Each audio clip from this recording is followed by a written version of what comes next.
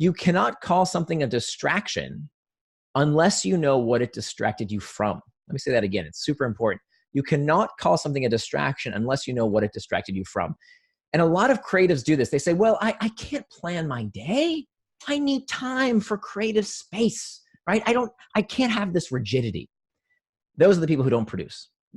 At the end of the day, those are the people who can't sit down and do the work. Inspiration comes when you define the time to do what you say you're going to do. Hi, I'm James Taylor, business creativity and innovation keynote speaker, and this is The Creative Life, a show dedicated to you, the creative. If you're looking for motivation, inspiration, and advice while at home, at work, or on your daily commute, then this show is for you. Each episode brings you a successful creative, whether that's an author, musician, entrepreneur, performer, designer, or thought leader. They'll share with you their journey, their successes, their failures, their creative process, and much, much more. You'll find show notes for this episode, as well as free training on creativity, over at jamestaylor.me. Enjoy this episode.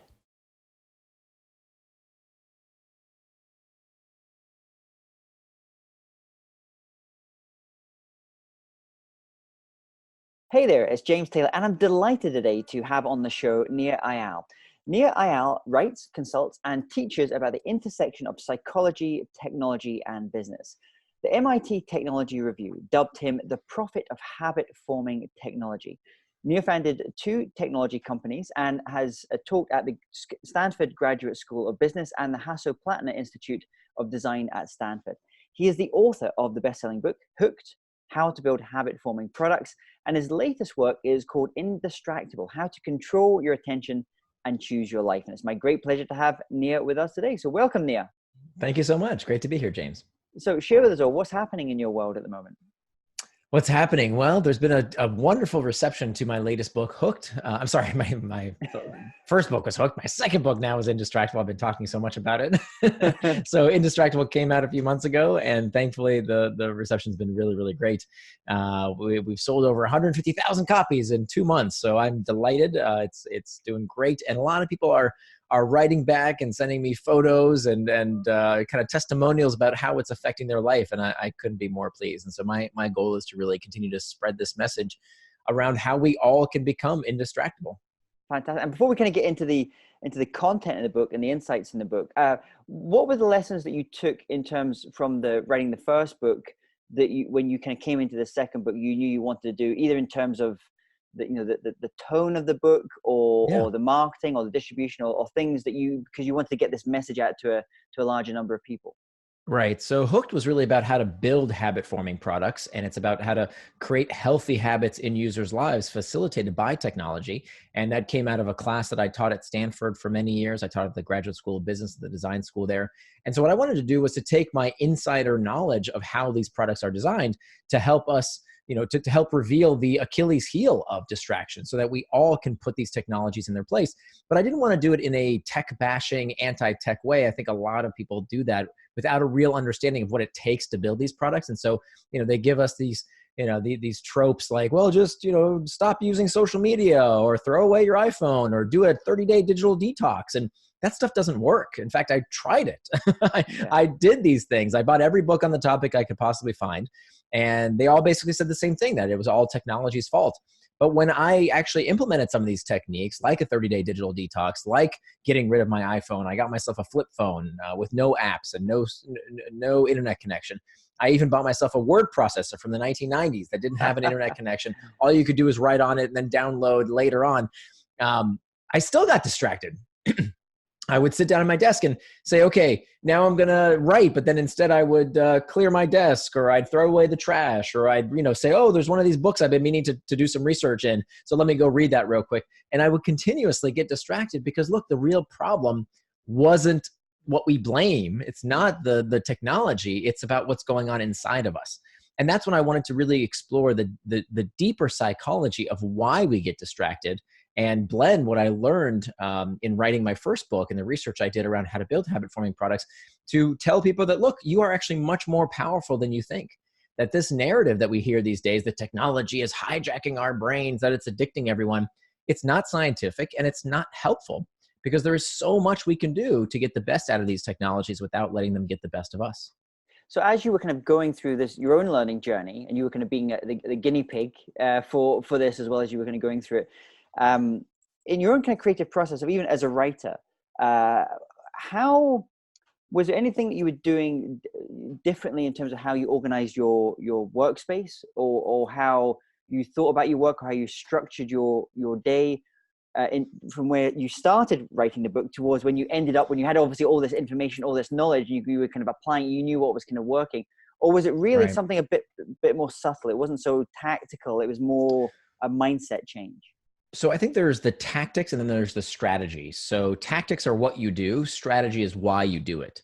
So it's imperative that we understand the strategy before we design the tactics, or else, what a lot of people do when it comes to creative endeavors and productivity and how to get more done in terms of doing what you say you're going to do, it's all a hodgepodge. It's, I heard this life hack might work, or maybe this piece of software, or let me try the Pomodoro thing, or let me do this, and it doesn't have a structure to it. And I think that's what is missing. In my 5 years of research on this topic of distraction, what took me the longest in terms of the research I did was compressing down, not only filtering out, there's a lot of misinformation out there, a lot of things that people do that actually backfires, like to-do lists, for example. We can talk about that in a minute.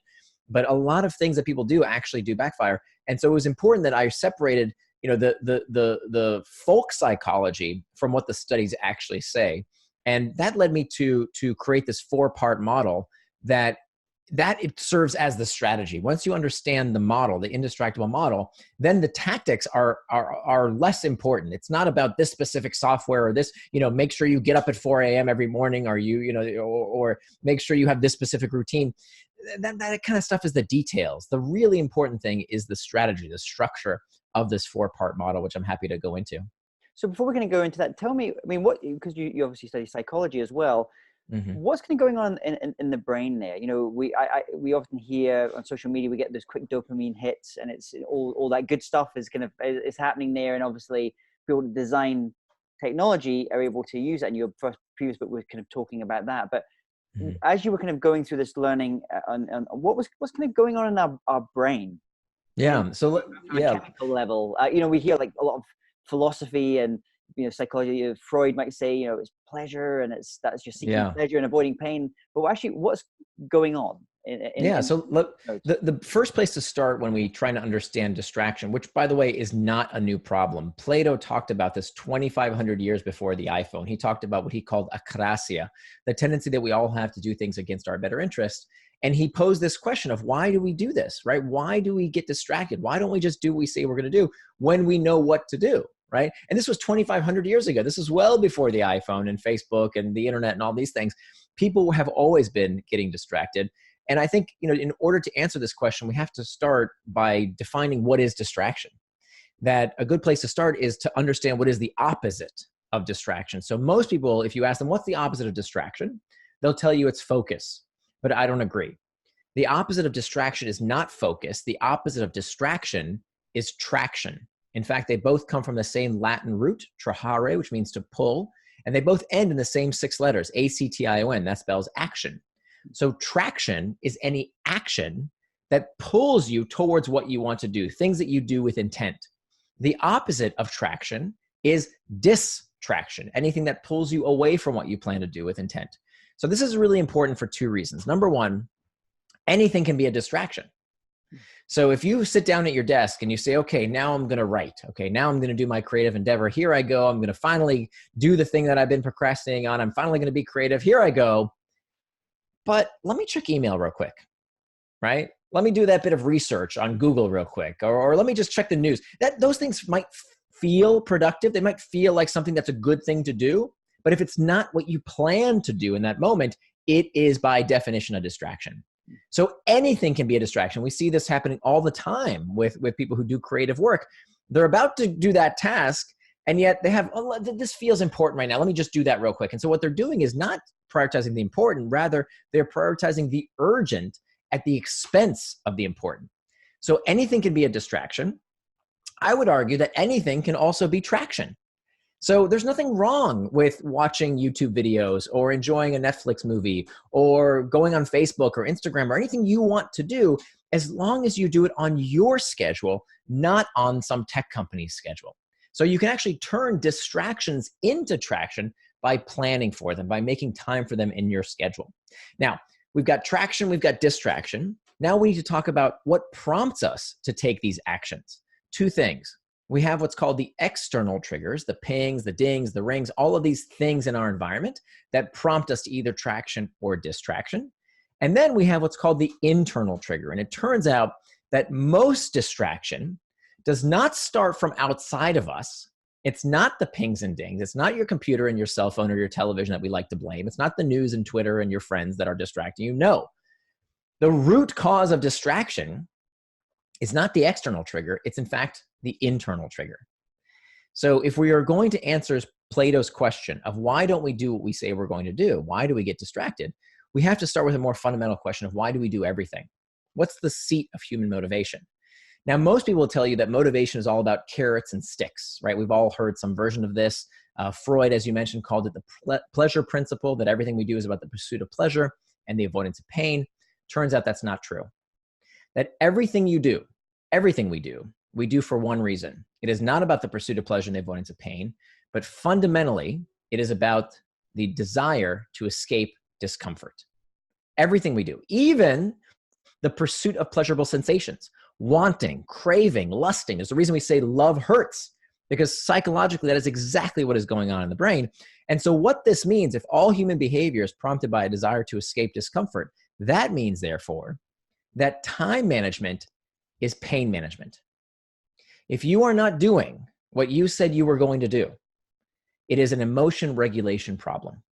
Time management is pain management. So the very first step, and this is where I haven't seen this subject thoroughly explored in productivity books and self-help books. You know, they give you the latest life hacks, but they don't tell you that it doesn't matter what technique you use. Fundamentally, if you don't understand this fact, that time management is pain management, and arm yourself with the tools to cope with that discomfort in a healthier manner, then you're always going to get distracted by something. So the idea here, the first step has to be master the internal triggers so that they lead you towards traction rather than distraction.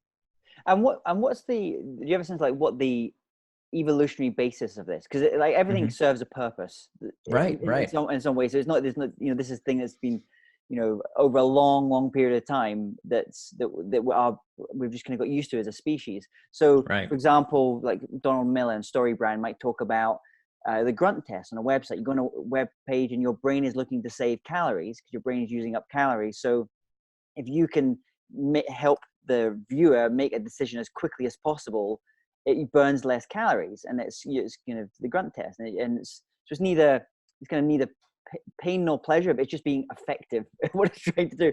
So what's the evolutionary basis of this? I mean, what's the evolutionary point of having a desire to avoid discomfort? Right. So our species, one of the things that bugs me about the self-help industry these days is that we're constantly told that if we're not happy all the time, if we're not satisfied with life, if things aren't awesome all the time, then something's wrong with us, that we're dysfunctional. Nothing could be further from the truth. Think about this from an evolutionary basis. If there was ever a group of Homo sapiens that was happy all the time, that was satisfied, well, that group, that tribe probably was killed and eaten by our ancestors, right? That would not be a good evolutionary trait. If you were to design a species, you would want them to come designed with this desire for more, hunger, searching, craving. That is what keeps us hunting and inventing and creating and improving our life and lot. Our lot in life. And so the idea here is that we don't want to punish ourselves for feeling uncomfortable, that in fact, we are born with this type of desire for more. What we have to do is to harness that discomfort. That feeling bad is not bad. It's perfectly normal. And we can use that discomfort to drive us towards traction rather than distraction. And in the book, you kind of then roll out these 4 steps, the 4 steps of becoming indistractable. Can you kind of take us through those? And I was particularly interested in the second one, Sure. which relates to, when I work with a lot of other professional speakers, and I look and they say, "Oh, I'm not getting enough international speaking bookings," for example.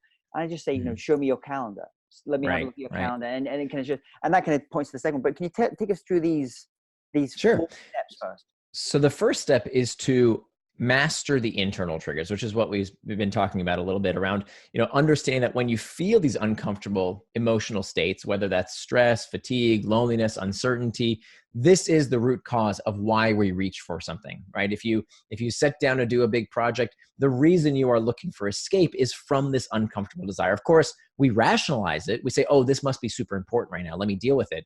But it is always because of some kind of uncomfortable psychological state. And there are some tools that we can use. Nothing in the book is just my personal pet project. These are all backed by peer-reviewed studies. There's over 20 pages of citations. Everything in the book has citations to peer-reviewed journals. So there are some very effective tactics that we can use to arm ourselves with these tools to better deal with discomfort in a healthier manner. So that's step one, is about mastering the internal triggers. Step two is to make time for traction. Now, many people that I interviewed for this book, told me about how distracted they are these days and how they can't seem to get anything done, and their boss wants this and their kids want that, and did you see what happened in the news? And there's just no time to do what I really want to do. And so day after day, they live life like this. They never get done what they say they're going to do, whether that's taking care of their bodies, right? You say you would exercise, but you don't. You say you're going to eat healthfully, but you don't. You say you're going to work on that big project, but you procrastinate yet another day. They do this, but then when I ask them, well, can I see what it was you got distracted from today? What was it that you planned to do that you didn't do? And many times they'll take out their calendar, or no, first they'll take out their to-do list, if they even use a to-do list. And I'll say, no, that's not what I asked for. I didn't ask for your list of outputs. I didn't look for the things you wanted to do. I wanted to look at when you wanted to do them, right? Show me the input. Because here's the fact of the matter. You cannot call something a distraction unless you know what it distracted you from. Let me say that again. It's super important. You cannot call something a distraction unless you know what it distracted you from. And a lot of creatives do this. They say, well, I can't plan my day. I need time for creative space, right? I can't have this rigidity. Those are the people who don't produce. At the end of the day, those are the people who can't sit down and do the work. Inspiration comes when you define the time to do what you say you're going to do. And I'm not just saying you have to plan just the work stuff, right? You can plan fun stuff too. I want you to turn your values into time. I want you to start with a weekly template, and I'll send you the link for the show notes. I made this tool that's totally free. You don't have to sign up for anything. That allows you to plan your day in such a way that you make time for the people in your life. You make time for your health, for proper rest and nutrition. All of these things need to be planned in your day, or else they're not going to get done, right? You say you're going to write that big book. You say you're going to, finish that amazing piece of music, whatever it is that you're working on. You're going to work on that big project at work. It's not going to happen unless it's planned for. So that's all about how to turn your values into time by making time for traction. I tell you all how to do that as well. The third step is to hack back the external triggers. So when it comes to the term hack, in computer hacker parlance, we say that hacking something is to gain unauthorized access to it. And so when it comes to these tech products, many of them are gaining access to our attention. But here's the thing, we can hack back. So I walk through these various environments, like your email, like your phone, like your computer, like meetings, like all of the group chat, all of these various things that we use. And I tell you how to hack back, why you are much more powerful than the tech companies are, with just a few simple things, right? A few things that you can do that will help you regain control over all of these pings and dings, all of these external triggers that can lead you towards distraction. And then the last step, and this is the fail-safe, this is the backstop to prevent us from getting distracted, is to prevent distraction with pacts. And pacts are where we make a pre-commitment with ourselves or with someone else to make sure that we don't go off track. So these come in three forms. We have what's called an effort pact, a price pact, and an identity pact. And we can use these three pacts as the last resort. So after we've mastered the internal triggers, after we've made time for traction, after we've hacked back the external triggers, we can prevent distraction with pacts as the last step. So on that third one, you mentioned, we're all very familiar with, if you use things like Slack or you're using email, where you're getting pinged maybe by coworkers asking you to do things. Maybe, like, let's say internal comms, group communications. What were some of the things that you found to be very effective at kind of hacking back that external trigger? Yeah. So you say for internal communication, you mean like through email or group Yeah, or chat, or let's which say like one, I got which channel? a group chat, for example, like a Slack or something like that. Yeah, so there's a lot of things you can do. So I talk about each and every one of these. For example, in email, how you can save about 90%, 90, of the time you spend on email by following some simple procedures. When it comes to group chat, a very common source of complaint, whether it's Slack or various other tools that people use. Part of the problem, and this comes from Jason Fried, who is who makes a product called Basecamp, which is another group chat app, and he says that group chat is like a hot tub. That a hot tub, you get in and you get out. You don't sit in a hot tub all day long. The mistake that people make with group chat is they're in group chat all day. That's a big mistake. We don't do that. We schedule time in our day and we say, that is when I go check group chat. And you say, well, what if people need me, right? What if somebody sends me a message that's urgent? Guess what? They're not going to do that over group chat.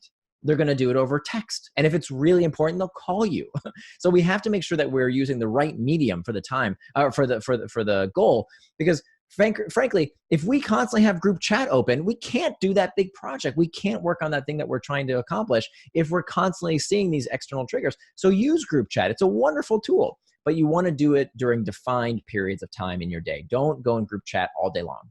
Got it. And what about the actual physical workspace? I was just doing some work with EY, the big global accounting firm, and they think a lot about workspace, the physical environment in which you work in terms of increasing productivity. And what did you find when you were researching the book as it related to workspace and how to reduce distraction? Yeah. So we do know that anything that is an external trigger in our environment reduces distraction. Increases distraction. It makes us more likely to go off track. So this can be physical things in our environment on our desktop. It can also be on our virtual space. So I oftentimes see people who have their computer desktop is full of icons and videos and files and all kinds of stuff on their screen. And that actually makes it really hard to stay focused because all of these icons and files can be potential distractions. They can all be external triggers that lead us off track. So I think one of the interesting things about the book is because obviously you were so known for the previous book, it'd be very easy to jump into this book. Someone reading this, it's all about technology, like as in apps and things as well. But you take it back more to the strategic side, and it's not. And actually, I've heard you talk about one thing before, where in terms of this is kind of hacking back, where you can actually use technology to help with distractions. And I think the one that, for example, in a car, you have lane assist. If you go slightly out of the lane, it's bringing your attention back in a little bit. But you also talk about in the healthcare industry, where something which I think is the third biggest causes of deaths in America. Yeah, happy to. Let me tell the story. How that was resolved. Right. So there was a project where they tried to figure out how to prevent prescription mistakes. It turns out about 200,000 Americans every year are harmed by prescription mistakes. People inside hospitals, doctor or physicians, nurse practitioners, giving patients the wrong medication or the wrong dosage of medication. And this is a 100% preventable human error. And what was happening is that these nurses were distracted as they were dosing out medication. A colleague on average would interrupt them 10 times per dosing round, and they were making mistakes as this happened. And the reason I talk about this in the book is that the tragedy here is that the nurses didn't realize they were making these mistakes. They thought they were doing a great job. It wasn't until much later that they realized, oh my God, did I do that to somebody? I killed somebody, sometimes that you would result in death because people were given the wrong medication. And this was solely caused because of distraction. And the reason I talk about it in the book is because that's what happens to us. Okay, we don't have these dire consequences like the nurses did, but we also think we're doing a great job, right? We think we're doing a wonderful job, and we don't realize how much better our work output would be if we worked in an indistractable fashion. And so I also talk about the solution to this problem. So what did these nurses do? These nurses found a solution to the problem that reduced prescription mistakes by 88%. They almost eliminated the problem. And the solution was not some multi-million-dollar program. It wasn't some fancy new technology. It was cheap plastic vests. These plastic outerwear that they wore that were almost like a garbage bag without sleeves that they would wear. And it said in bright red, it said, dosing rounds in progress, do not disturb. This almost eliminated the problem. And so how can we apply this in the workspace? Well, it turns out that the number one source of distraction for the average knowledge worker today, 80% of respondents to the survey said the number one source of distraction was not their devices, it wasn't their phones or computers, it was other people. Other people were the number one source of distraction. And so part of why this is so common is because so many of us work in open floor plan offices, right? Hotbeds of distraction, and they're not going away. They save companies way too much money. So what do? Well, we can hack back the workspace. How do we do that? Well, we can take a lesson from these nurses. And in fact, every copy of my book, Indistractable, comes with what I call a screen sign. It's a special piece of cardstock that you pull out of the book. You fold it into thirds, it's bright red, you put it on your computer monitor, and it tells your colleagues, I'm indistractable at the moment, please come back later. This is an incredibly effective, very simple tool that we can use to tell our colleagues, you know what, I need an hour here just to think for a little bit. I'll be available later on. Please come back a little bit later. Very, very effective. And so this part of the brain that is sometimes it enjoys the pleasure of distractions. Let's say is looking for things. Could you even then time block a time in your day when actually I'm just going to let my brain completely go, be open to distractions. I'm going to be surfing. I'm going to be doing other things. Sure. Yeah, absolutely. So that's not distraction. That would be diversion. Yeah. So distraction by definition is something you don't want to do. But you can make time for anything. If you want time to brainstorm, to pray, to meditate, to think, to take a walk, to paint, I don't care what you do with your time. But what I want you to do, if you care about doing whatever that is, if that's important to you, if daydreaming is important to you, guess what? You can make time for that too. Yeah. But if you don't plan the time, when the time comes, you're not going to do it. You're going to check Facebook. You're going to look at some video on YouTube. You're going to check the news. You're going to check stock prices, sports scores. You will do something you don't want to do unless you plan for it. So you can literally turn an otherwise distraction into traction simply by making time for it in your day. Great.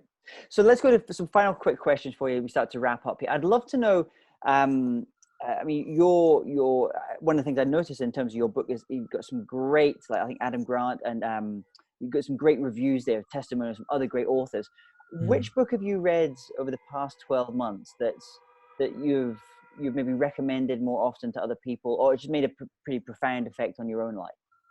Well, there's a lot of great books out there, so it's always hard for me to pick and choose. One of the books that I think had a pretty profound impact on me and helped me start my writing career was a book by Paul Graham called Hackers and Painters, and it's a book of essays.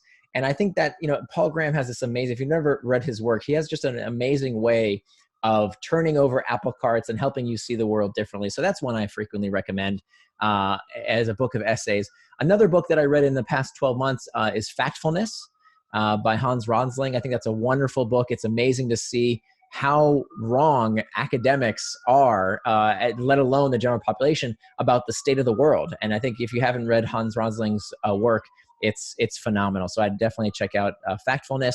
And then on the fiction side, a book I'd recommend to everyone is Moby Dick.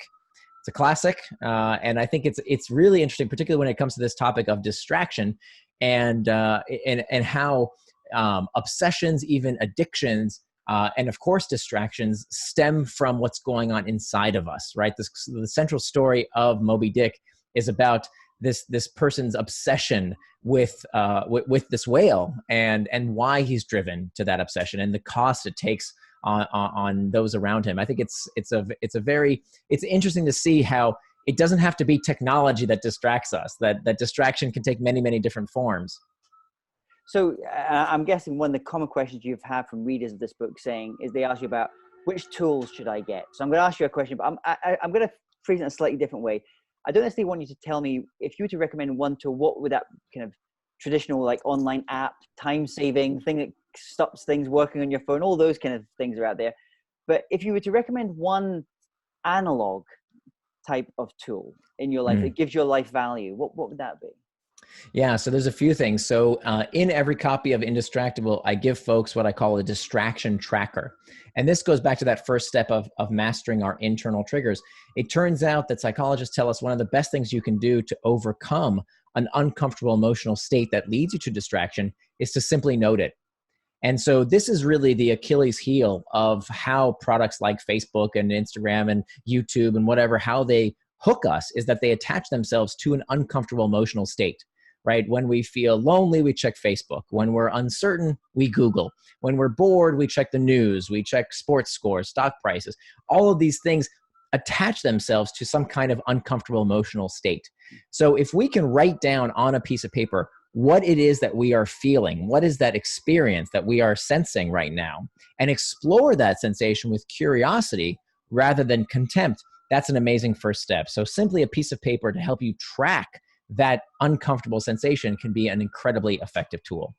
And what about music? Is there a particular album that you love that helps you kind of get into the zone? And do you have music when you're writing and you're creating, or is there something that kind of just helps you?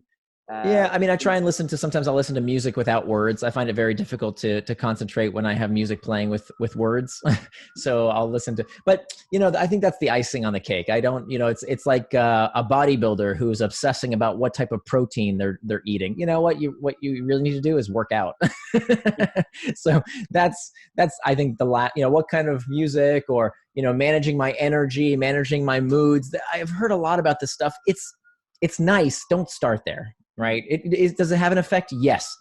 It's not the most important thing. The most important thing is to understand the difference between traction and distraction for you in your life and how you can better regulate your feelings so that when you feel you want to get distracted, you have a route to deal with that uncomfortable emotional state in a healthier manner. That's the root cause of distraction. Of course, nobody likes to hear that, right? Because, oh my gosh, now I got to think about these icky, sticky feelings.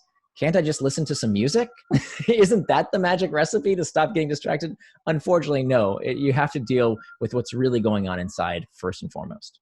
And just finishing up with your own creative process itself, I want you to imagine you woke up tomorrow morning, woke up in fantastic New York City there, but you have all the skills you've acquired over the years, all the knowledge, but no one knows you and you know no one.